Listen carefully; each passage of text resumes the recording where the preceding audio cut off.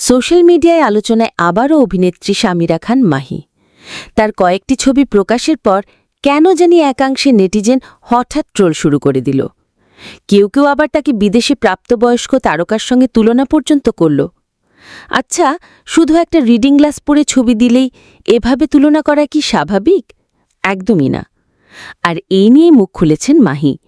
তিনি স্পষ্ট ভাষায় বলেছেন, আমার কাছে মনে হয়েছে আমাদের দেশের বেশিরভাগ পুরুষ আসলে সেক্সুয়ালি হতাশাগ্রস্ত, নইলে শুধু একটা চশমার ছবিকে এভাবে ঘুরিয়ে অন্যদিকে নেওয়া সম্ভব না।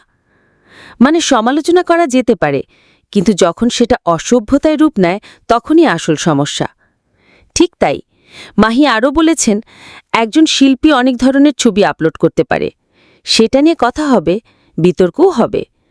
কিন্তু গায়ের রং, পোশাক কিংবা এখনকার মতো একটা গ্লাস, এসব নিয়েই যখন অকারণে ট্রল করা হয় তখন বোঝা যায় আমাদের সমাজে মানসিক সমস্যা আছে।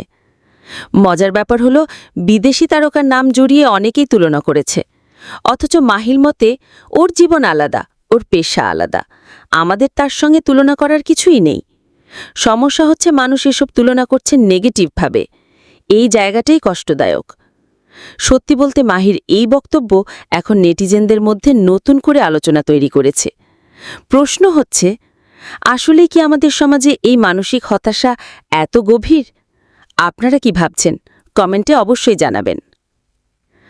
আরও বিনোদন সংবাদ পেতে আমাদের চ্যানেল সাবস্ক্রাইব করুন।